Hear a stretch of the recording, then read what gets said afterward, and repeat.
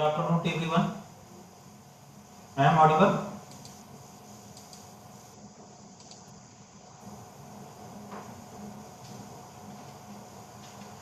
Is it audible? Okay, thank you.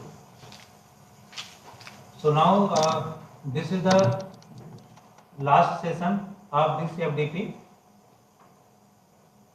where I am going to discuss about one of the machine learning paradigm, which is known as the predicted learning.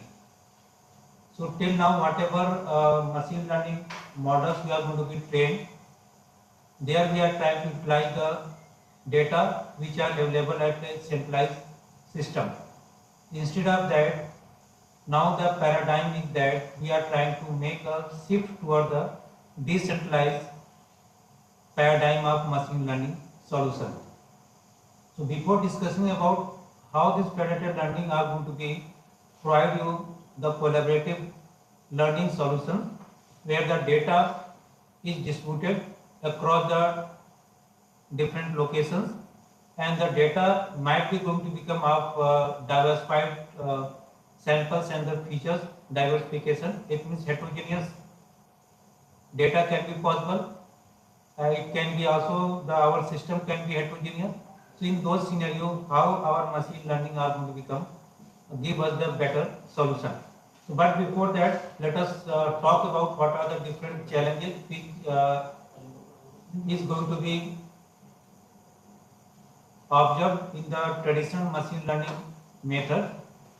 One of the concern challenge in the AI and machine learning is that it is suffering from the privacy and security issues. Because while we are trying to do the machine learning training, our data need to be available at one of the location, and due to which the data will be under the compromise, and we are required to be gather all those data from the different sites, and that gathering of the data is also going to become one of the major concern. So sometimes if you want to deal with the sensitive data, so some of the sites or clients will not be willing to share their sensitive data in case it is a health related data, maybe some financial data, or you can assume some kind of user behavior related data which are available there. If you are asking that, different clients can able to make their data to be repository at one of the central location where you can able to make your machine learning models to be trained or model can be generated. So you could not able to get that data because the privacy and security are going to be compromised. That kind of fears will make the client to hesitate in making their data to be shared among the for the training purpose. Other issues which are going to come in terms of the scalability, as the data is going to be keep on increasing exponentially, so making all those data to be available at a centralized location is going to become one of the major concern, and this is also going to be compromise the efficiency. And sometimes the biasing of the model can be happen. Your model can going to be make some of the prediction that behavior is going to be changed depending on which of the site is going to provide you more data. That can be happen there. So model they're going to be make the classification or prediction which behavior can be biased, and this will also impact on the training whatever the data which are going to be available. And sometimes there should be a variation in terms of the model. It means there should be a model drift. The model which you are expecting to be received, that models are going to become common and which are going to be used by all the clients. Sometimes you wanted that as per the different client, you can able to make a personalized model to be generated, which is mostly not difficult to generate in case of the centralized traditional machine learning methodology. So sensitive information is ultimately going to be exposed, due to which there is a possibility of theft, misuse, and some breach of the unauthorized possibility. So there should be a shift from centralized to decentralized data, and for that purpose we can assume that in the real world data which are available that should be available on a centralized system. Instead of that, the data is going to be generated from the different sources. So it can be, you have the Internet of Vehicle related data, maybe some hospital data, maybe some sensor data, mobile data. So now the data is going to be generated from the various sources, and those data from various sources are going to become need to be tightly integrated together. So now real world is of data is going to become often decentralized across the different clients. So can we follow the centralization of the data for doing the our machine learning model to be trained? In that case, it can be possible that we are required to be make the data to be sent to the centralized location from the different sites. Maybe if you have some of the self-driving cars and their data we want to generate, which are coming in the terabyte sometimes, every day sometimes, and that data we want to send to the centralized location where our model is going to be trained. Or wireless devices who want to share the data, they have the limited bandwidth and the computational capability, so might be the data transfer is going to become one of the hurdle.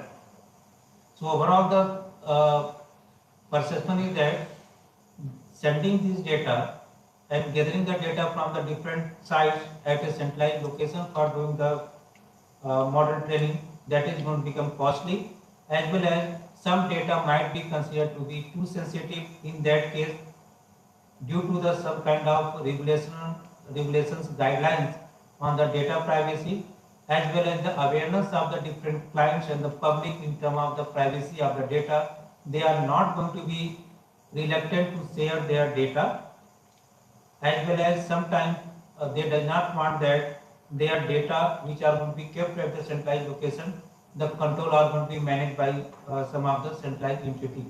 So these kind of competitive behavioral advantages which sometimes the different businesses can able to get, or the research domains are going to be get if the data are going to be exposed at the centralized location. So these are the hurdles which are going to become.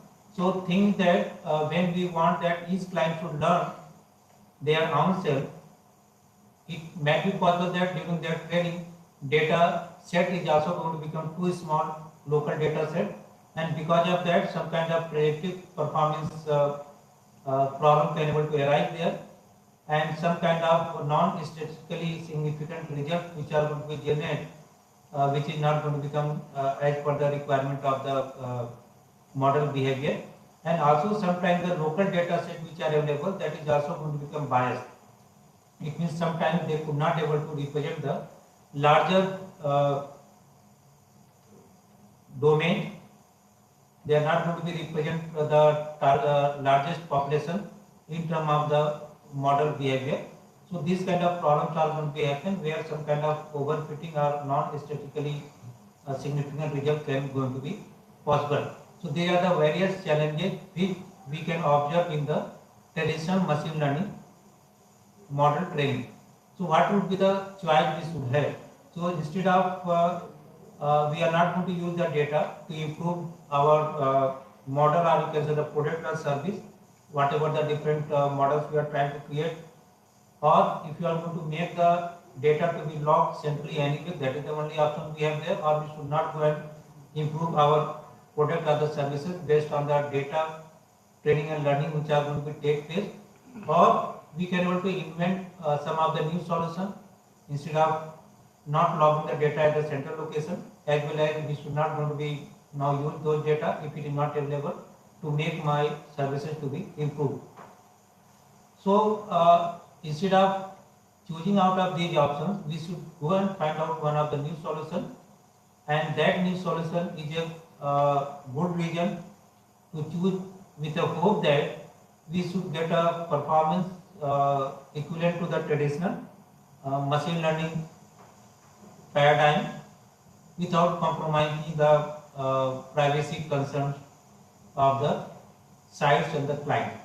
So decentralization is basically one of the predictive learning and analytical methodology which is going to be happening here. So why decentralized learning is required? That it can be because transferring the data from the different site at a single location is going to become much more expensive.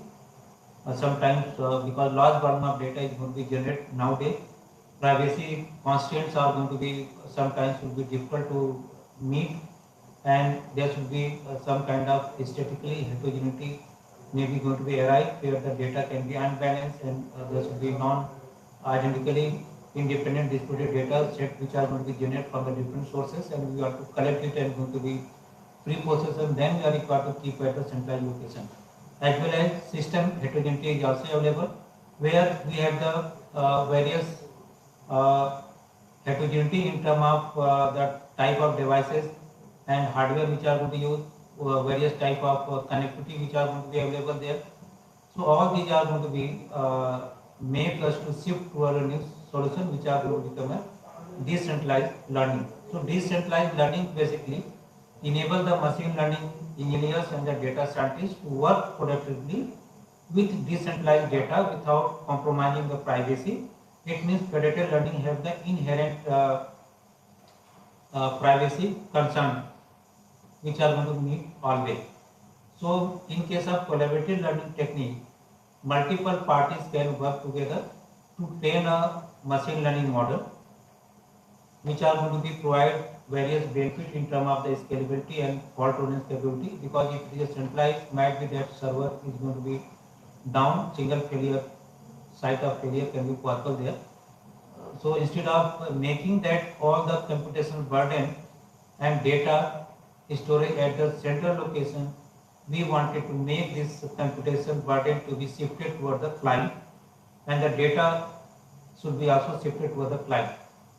Okay. So it means that training we are shifting toward the client.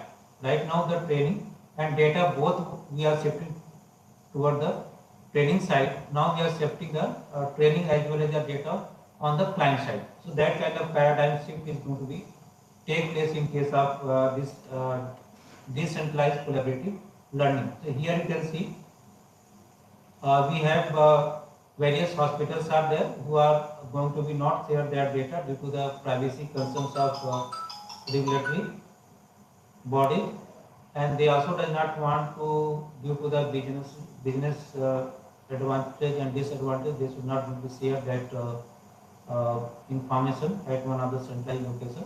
So here we can able to get the data to be available at the individual site, and only the various model parameters which are required necessary for doing the training the model, only those parameters are going to be shared with the centralized location, and there the models are going to be updated, and accordingly they are going to keep on participating in the training and learning process. Okay? That's how it is going to be take there. So ultimately in the decentralized paradigm, we are moving our training model to the source of the data toward the client. In the traditional model, we have been traditional machine learning paradigm. We are moved the training burden as well as the data toward the centralized location. Here we are making that our data as well as training model both going to be shifted toward the client. So they are going to be eliminate basically various kind of issues which are related to the privacy are going to be addressed there. Yeah. So if you are going to be see what is the methodology which are going to use for doing the decentralized collaborative learning. So one of the methodology which are available is the federated learning paradigm. Okay. That is going to be used there. Other than that, we have other paradigm in the split learning. So in case of split learning, we can also able to make the different clients collaboratively to be participate into the training process, and the models are going to be trained, and then the trained models are going to be deployed and used by the different clients without keeping that data should be available at the central location. So we can say that this collaborative learning is a decentralized approach where we are doing the machine learning training of the model, and where multiple participants can collaboratively share the global model and keeping their data locally, so data sharing should not going to be happen. Raw data should be always available with the client. Okay. So it means it is one kind of shift toward the decentralized machine learning solution through the federated learning paradigm. So it means that if you are looking here, uh, if we have different client sources, these are different sites are there at the bottom, and there should be one of the centralized server is there, you can say site, and all this training of the models and the data is going to be take place at its source. It means whatever the data which is available at the different sites or the client, they will never going to be leave the source, and whatever the models which are available, they are going to be keep on sending to the client. So they are going to be make their one of the local model to be trained at the local site using the data set which are available to one of the particular client, and then that data, that model parameters, weights and other parameters are going to be set to the central site, that is the aggregate server. Other clients would also going to be made that some of the model locally to be trained, and that model parameters are going to be sent to the centralized location.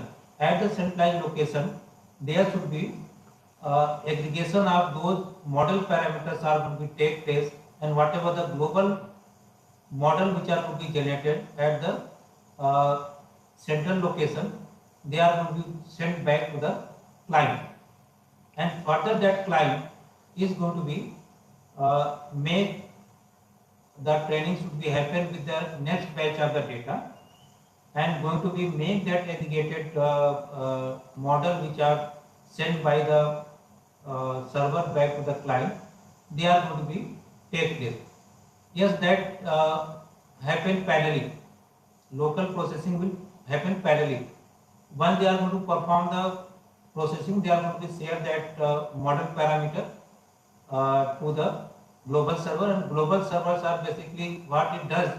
They are going to be wait for some duration where they can able to get a sufficient model parameter from the different minimum number of clients. Then they should going to be aggregate, because it might be possible that some of the client may be not active at that moment. So this server should not require that to get the all the model parameter from each client, not necessary. We have to find out some sampling number of samples from the some set of client, and then we can also aggregate it.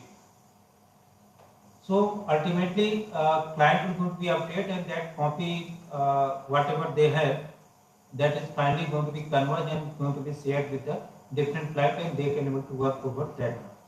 So we are expecting that whatever the final model we can able to get through this kind of collaborative training will going to become as good as our centralized solutions, as good as whatever the models we are getting through the traditional centralized solution, or at least it need to be better than what each client can able to learn on its own. Because if we are going to make that model to be trained individually at the client level, at least better than that, that model need to be performed when they are going to be learned from the different client parameters. Yes, there are obviously there should be some special algorithms are required where you can able to apply the aggregation of those weight or bias whatever is going to be come there.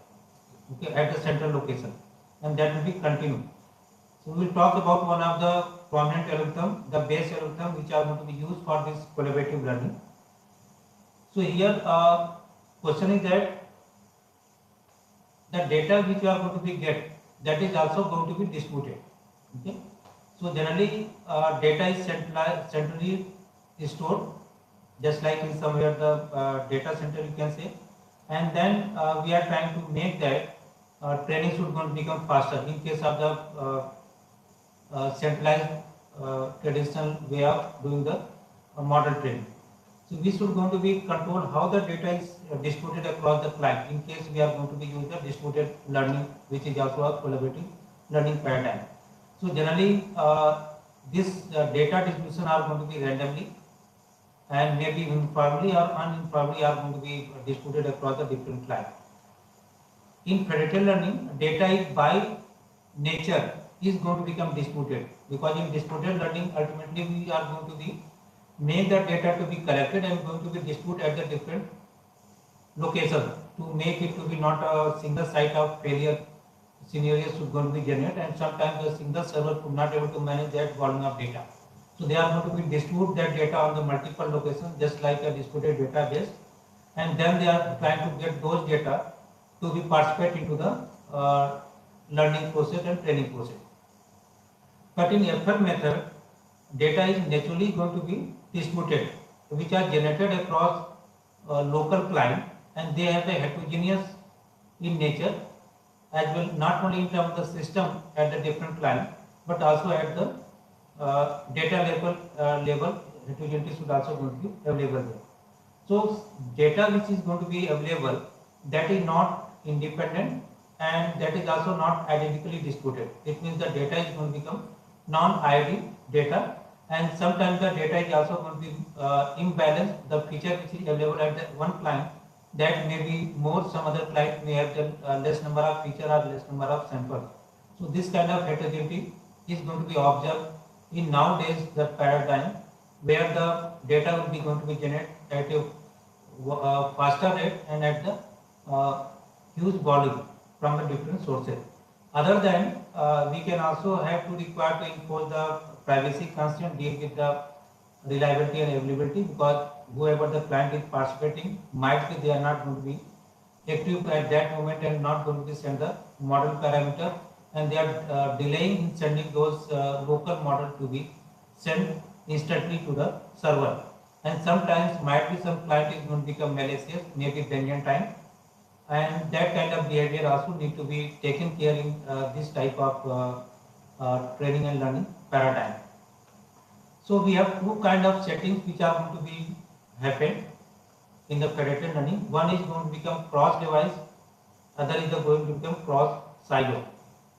So in these two configurations, only they are going to be differ in terms of the number of participating clients which are going to be participate, and the characteristic of client. It means property of the client and the how many number of clients which are going to be participate into this predictive learning process.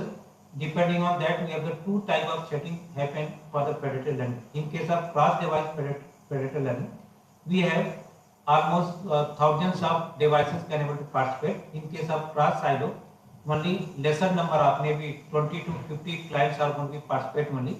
And here all the clients you can assume in the cross silo is they are going to become organizations, okay, who are trusted, and it will be provided that they are going to become reliable and they are going to be participate activity all the time, and they are mostly honest. But in case of cross device predictive learning, there should be almost thousands of lakhs of devices are there, and there should be also a limited computational capability which is going to be available there, and data set which are available at each of the client, that size is also going to become too less, and their availability and reliability is going to become one of the questionable participation, and some of the parties always going to become malicious. But in case of cross silo, they should not going to be happening. So these two type of settings under which the predictive learning can going to be used there. Okay. And second thing, that how we are going to make this aggregation of the model parameter from the different client to be take place. So we have two kind of settings which are going to be used. One is server orchestrated predictive learning, where every client should go to be send their model parameter to the one of the central server. They are going to be depend on one of the central server for making this training process to be coordinated, and between the server and client the communication are going to be take place. So model parameter you are sending, they are going to be aggregated on the server side, and then these aggregated models are going to send back to the client, and further that models are going to be trained by the rest part of the data. In fully decentralized setting, every client are going to be interconnected in peer-to-peer fashion, where different devices can able to communicate with each other. So they can able to make the model to be trained at the local data, and then that models are going to send to the next site, and they are going to make that model to be trained with the data set which are available there, and then further those models are going to be broadcasted to all other clients. So here the models are going to be transmitted to the different client, and they are going to be trained, and again they are going to exchange with each other. So that kind of process are going to be followed there. So in fully decentralized federated learning, there should be not any kind of global coordination are required there. So this federated learning was basically first coined by the Google, and now this Google is going to be keep on using this one. And sometimes you have been observed that when you are typing something on the keyboard in a mobile, you are immediately getting some kind of text are going to be shown. Okay. Some predictions they are going to provide you that what kind of text you wanted to type that on. So that is going to be happening because they are using the collaborative federated learning technique in their model, where that they are going to be, do this kind of behavior are going to be shown there. So they have been implemented in this one. Okay. So several open source libraries are available, and some are also under development. So generally PyShift, TensorFlow, Fate and Power and Substrat, these are the various prominent open source frameworks which are primarily used, which are going to provide this kind of collaborative learning paradigm where the privacy preserving property are always going to be maintained there. Okay. So this federated learning, if you are going to be used, ultimately this will involve not only the data to be partitioned available at the different site, but also it will involve the machine learning, some kind of automation is required there, privacy security concerns are there, and because we are required to transmit the model parameter, model weight to the central server. So the communication network is also going to become there, and system capability of the server is also important. System and computation capability of the client is also necessary, because some client taking many hours to make that local model to be trained before sending it, and some have the high capability, they are going to make within a 1 hour to be model trained, and then they are going to send it. So that kind of variations can be happen in the local model training which are going to take place. So the important component in the federated learning is basically we have the client, which is the individual devices of the system which have access to their own local data, and they are trying to train one of the local model version using their own data. And we have one of the server where they are going to aggregate all the updates which they are going to be received from the client as a local model, and they are going to be refine this aggregation of these local model and going to create one of the global model, and that global models are going to be sent back to the client for further making further automation of that particular model with the remaining set of data. So during this kind of aggregation at the server side, server is never going to be used or access the raw data of the client. So without sharing any of the raw data to the server, we can able to make all the different clients to participate in the training process. Okay. So at the client side, we have the local data, okay, and we have also the local model. Server side, we have one of the aggregate functions are required. We are going to make all these model update to be take place, and then that model which are going to be generated, that is going to become one of the global models. So till we can able to get one of the model as a global model which are going to converge, till that time we can keep on making the this training process will be continued, and then final models are going to be deployed at the different client. So it will be required some kind of data distribution. Each client should remain, and they could going to be used on the client side. Model updates, aggregation are going to take place. So this is how it is working. Let us check here. We have the client. So initially we have the select one of the client, and the client are going to be broadcast their model parameter, weights and bias, everything to the server side, and different client is making basically their local model to be trained and creating one of the local model having a different model parameters. Those parameters may be in the lakhs of thousands and lakhs of parameters coming as a tensor as a multi-dimensional vector, and that parameters are going to be sent to the server side. Server should collect all these model parameter and going to be aggregate on their server, and we are getting one of the integrated global model which are going to be created by considering the learning from the different client, and that will be further sent to the client. Then again this client are going to be use the data to make this to be further refined, and then again they are going to keep on sending.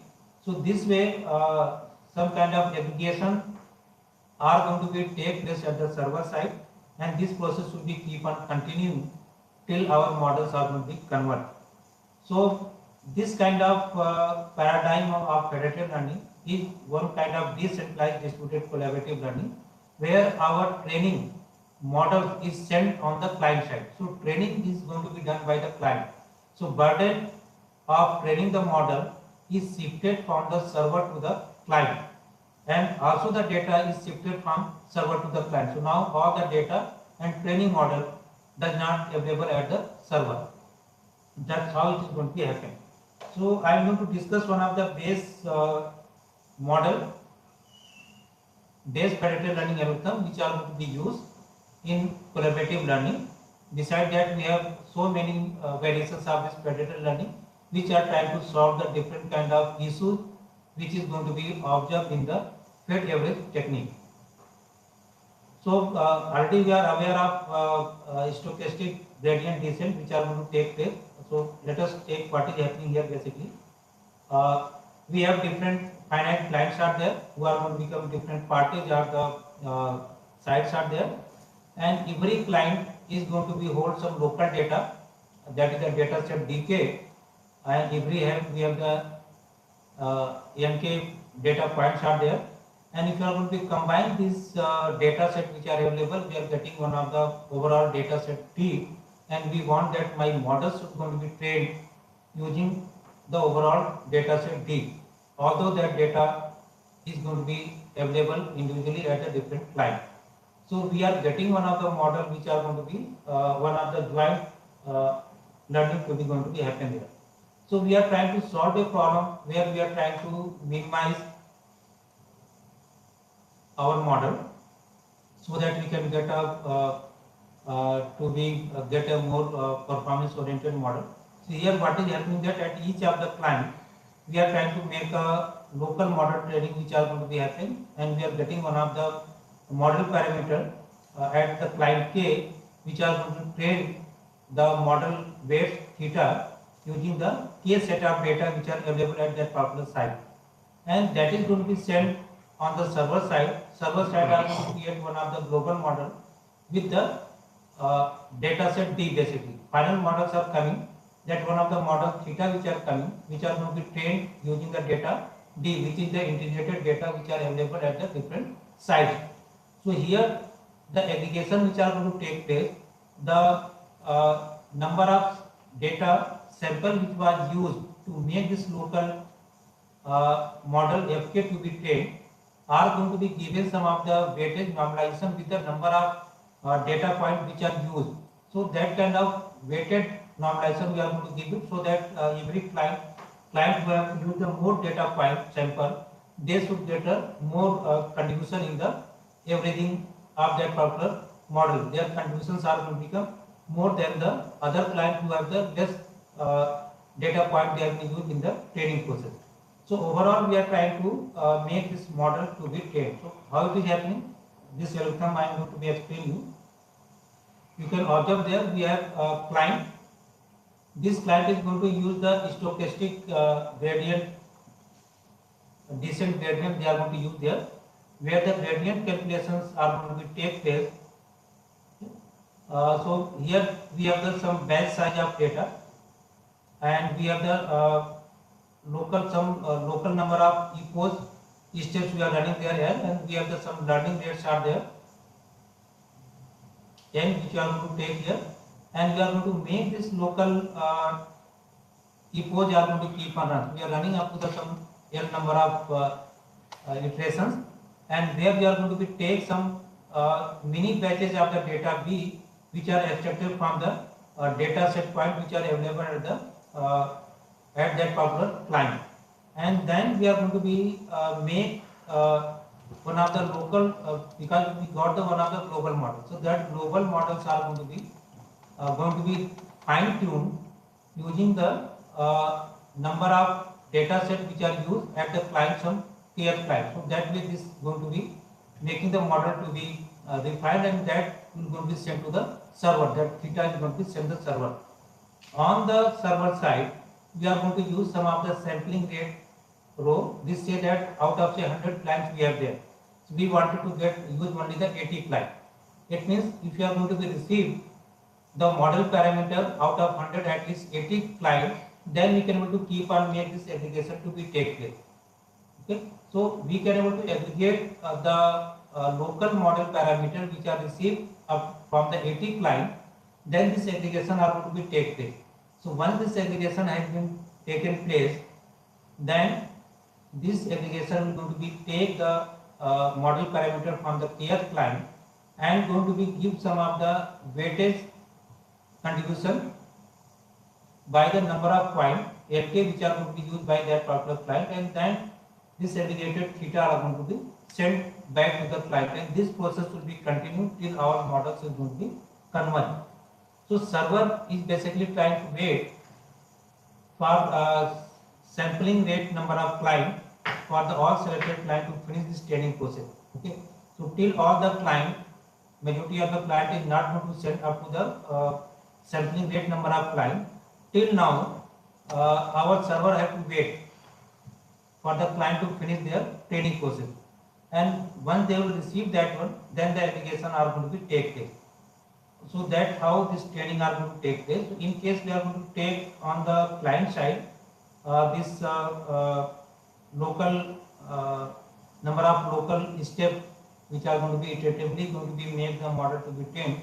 If they are going to become 1, and we are taking only one number of client on the server side, so this will going to become similar to the parallel stochastic gradient descent optimization, which are going to be used in the mini batches.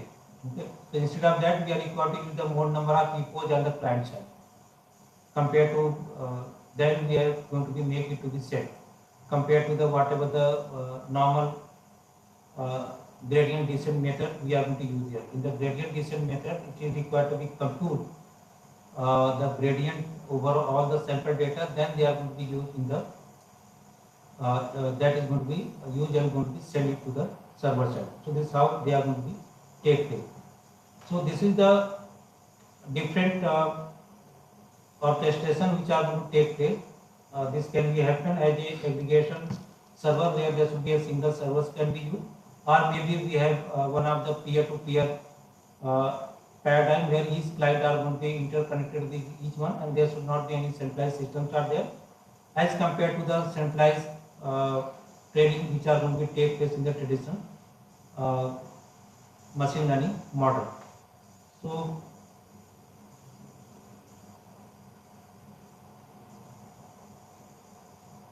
few of the limitations this federated learning of course is going to be have. One is in terms of the communication bottleneck and the convergence speed. In case because we are required to make a frequent exchange of the model update between the site and the server, if there should be a communication is not going to become efficient. So our server need to be wait till sampling rate row number of clients are going to be sent their model parameters. So your aggregation are going to become not going to become converged quickly. So that is going to become slow the convergence rate. In case there should be high variance is going to be happen in terms of the update which are going to be sent by the client. So they are going to be make this approximation to be going to be become delayed. and also all the clients generate their data based on their usage, demographical and geographical locations in the time.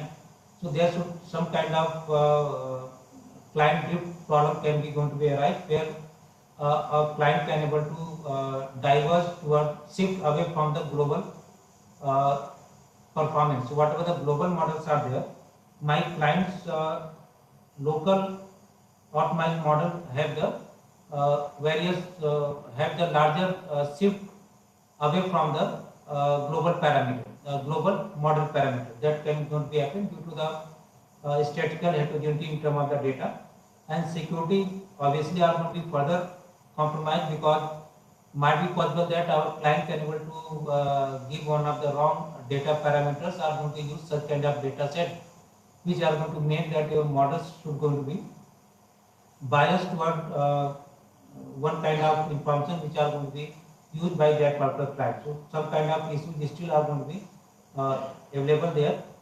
Okay. So other important thing which I am going to be talk just for a few minutes is that how this classification is going to be take place. This predicted learning can be classified either based on the number of clients or devices which are involved, or it can be based on the how data are going to be partitioned, or sometimes based on what kind of network infrastructure you are going to use there. So based on the number of clients who are going to be involved in this kind of collaborative learning, that can be either cross device kind of predicted learning which I discussed with you, or maybe cross silo. So in the cross device, up to the lakhs of or maybe millions of clients are going to be involved in this learning process. In cross silo, limited number of maybe up to the 100 or maybe 50 only that much clients are going to participate. In terms of data partition, data which are going to be distributed across the client, that can be either horizontal or vertical or maybe transfer predicted transfer learning are going to use there. Infrastructure of the network which are going to use may be centralized or it can be decentralized. Okay, that is going to be take place. Based on data partitioning, it can be happen that data which are going to be partitioned across the different participant or the site might be have that they have the same feature, but they have the different sample, which is happening in case of the horizontal. You can observe here, client A, client B have it have the same feature on the different client, but number of samples are going to become different. That can be happen there. Okay, and then we are going to make this training should going to be happen there. Yes, in the yeah, it happened. See, if you have one of the organization, that organization will gather the data from the different devices, but the responsibility of keeping that data to that particular organization. And since that organization is keeping the data which are generated within them, so that will be assumed to be trusted because they are going to be generated by the trusted source and they are keeping with their own control. That's why it is going to become much more trusted devices and they need to be participate in the learning process. So you do not have to unpredictable scenario where might be some device could not able to participate, some may going to participate. If they have the agreement in the silo methodology, so they have to participate, and their resources are going to become much more higher. They can use the GPU and various clusters, and their local training are going to become much more faster. So obviously, the models are going to converge more frequently, going to be converged as early as quickly as possible. So this is happening there. So if you are looking in case of the bank, example of a bank, so there we have the identical data structure such as customer data which are available there. They are the same, but they do not want to share their customer data. So that way it can be happen there.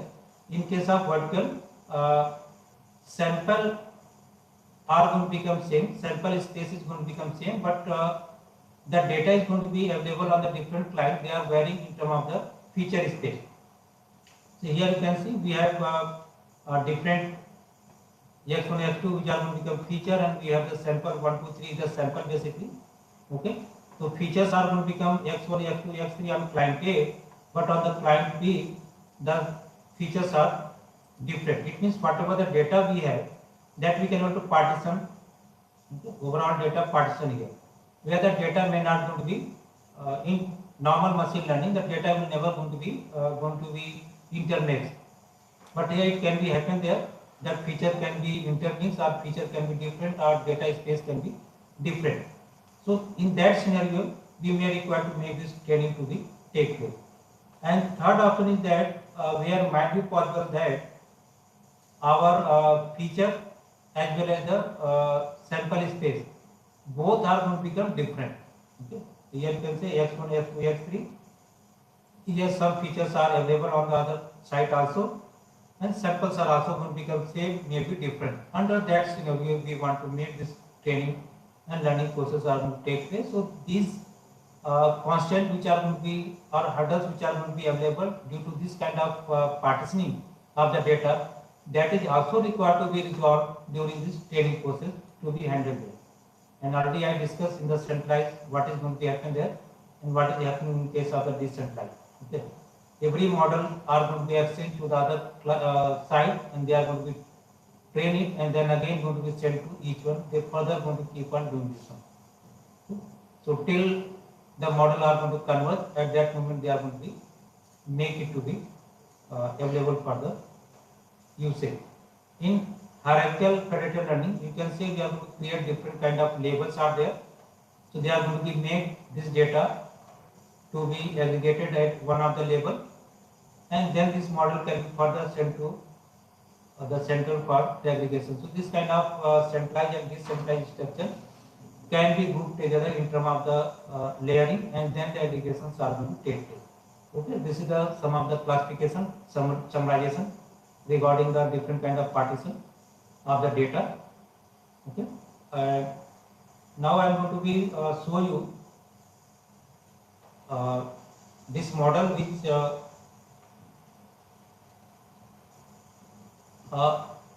no models are going to be same. Suppose if you are going to be collect all these samples and that is data at a central location. So whatever the models which are going to be received, that models are going to be learned from the features and the samples which are available on the centralized location. But here the data will be available at the different locations, and that data may be vary in terms of the feature, may be vary in terms of the sample size, and the outcome which you are going to get will be similar to whatever we are going to be get the model in case all the data should be available at the centralized location. Okay. So models are going to become same, but nowadays different clients need some types of personalized model. So we can also able to create a personalized model specific to a particular client. So nowadays the paradigm is going to use as a personalized predictive learning, which is commonly nowadays are going to be used there. So this is the predictive learning model I am going to show you how it was implemented, and this code I will also going to share with you. Okay. एक बार ना उनको sir को बुला. Okay, so this required library which are going to use already various libraries we have been discussed during this workshop. So we are using the PyTorch deep learning framework which was discussed during the deep learning module, and we are using the NumPy. We are using the matplotlib today, which was it was discussed by the Dr. Nepal for visualization and plotting the graph. So all these Python concepts we have been discussed, they are going to be used in the machine learning or deep learning for doing some kind of model development. Okay. So here this is the various kind of libraries which are required there. So NumPy, PyTorch, matplotlib, torch visions. Okay, these are going to be used there. So that import is required there, and then we are required to be make some kind of configuration to the devices. If you want to run it on the CUDA GPU, if you want to use it, in that case some settings are required there, where we are required to be make some of the parameter to be set, that is the hyperparameter, such as number of clients who are going to participate into the predictive learning process, how many clients we are going to take. Here we taken 5, and whatever the number of round echoes we are running at the each client, that is going to become 10, and local echoes which are going to be used at each client, that is 2, but on the overall of the server side, that is going to be taken 10, and batch size will be taken to be 64, learning rate will be 0.01. So these parameters you can able to tune as per the problem requirement, or as per the convergence rate you want to increase, enhance in that training process. So this is some of the configuration we are doing for making to ensure that whether CUDA library which is required for the GPU, that is available or not. If it is available in the collab, if you are going to use it, then they are going to be set it, otherwise they are going to use the CPU configuration. So this configuration is provided so that if you are going to use our model to be utilize the GPU, in that case this configuration is required. And this is the different path are given where our global models are going to be stored there, and the local models are going to be stored there, and this is the further client parameters was set, 5, 10 and echoes are there, learning rates are there, batch size is 64, at every client 64 batch size of training are going to use there, and data set which we use is going to be use the MNIST data which have the 60,000 different images of different handwritten digits are there, 0 to 9 which are available there, and then we are trying to make some image to be converted to the tensor. So this transformer are going to use there, and this data set was going to be loaded from the site where it is available there to be used for the predictive learning, and then there should be a data partitions are going to take place. That data partition is going to take place as a random independent identically distributed partitioning, where this equal partition size are going to be considered there. That data is mentioned here. Now you can see there how many number of clients we want to generate. So total data set is going to be divided to that number of clients. So every client have the that number of data set to be available here. Then we are going to shuffle that data, so that data are going to be have not homogeneous at each of the clients. So some kind of shuffling are also going to take place. Okay, and then you can see we are trying to create the CNN model. We are training the model, so some machine learning models are going to use there, which have the different convolution layer and mesh poolings are going to use there. So here you can see the convolution layer 1 which are going to use there, and kernel size mass is going to use to be of 5. Then we are using the max pool which will be of 2 cross 2, which are 2 max pool layers are going to be used there. And okay, so this is the setting for various CNN models which are going to use 2 cross 2 which was used there. And this is the max pooling which are going to use there, where we are using the equation function as a ReLU, and whatever the feature vectors are there, they are going to be keep on reduced to the smaller size, which are going to contain all the features which are available to the master data sample. Okay. And then we are going to perform the evaluation of the model, where the model evaluation which are going to take place. So for that the data partitioning are going to be happening in terms of the training data sample, as well as in terms of the testing data sample. And this is the server function which I talked about. Okay, so global model which are coming there, they are required to be aggregated here. So for that purpose this same coding was done here, and here it is going to be take place on the server side. Whatever it is going to be released, they are going to be keep on combining it. Okay, so all the client file which are coming there, they are going to be combined there, loaded with the using the NumPy library, and their computations are going to take place. Then they are going to be make the initial average weight to be combined together, and then other client data which are coming there, here it is going to be combined. Okay, that is going to be used, and then server aggregation which are going to take place here. Okay, and client training, you can see here, it is happening there. Every models are going to be trained here. This is the training rooms which are going to run there. So these training and learning process is already talked and discussed in the machine learning and deep learning already. So the same has been used there. So here you can say this models weight are going to be converted to the appropriate format, and then we are going to train this one. So that is the training segment which are written here. Okay. And then if you go and then experiment which are created there, we are going to make some training are going to take place, and here this is the model accuracy which are going to come at different iterations. So 10 iterations we are basically running in this training process, and the parameter which are going to be set, based on that we are getting the comparison between the predicted averaging and one of the static stochastic gradient descent optimization method. And if you are running this one, we can able to try to create one of the plot to visualize the performance metric, where the matplot leaf plotting are going to use there. You can see here the dot plot. We are trying to plot the accuracy of the predicted average which we got here, and the accuracy which we got for the stochastic gradient descent method, and that you can observe here. This is the plot which are going to be generated here. So here you can observe that always our predicted average is going to become much more better model accuracy.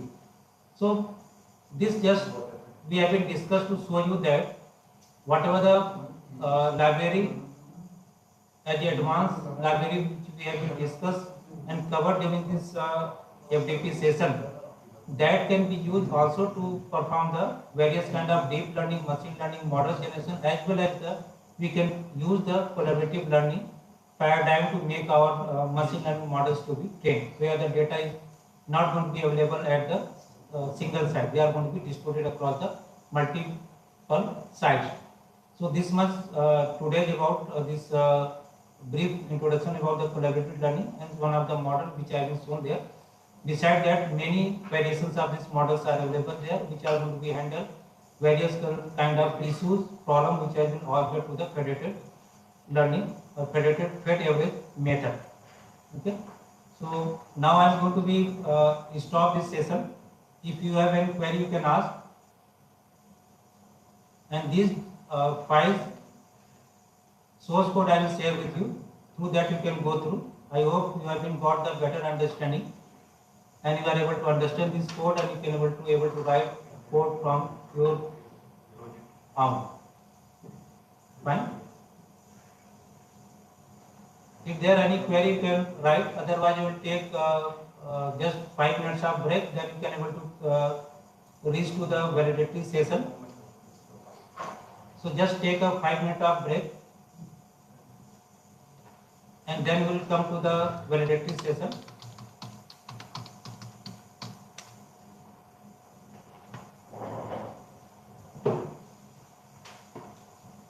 You got the video or the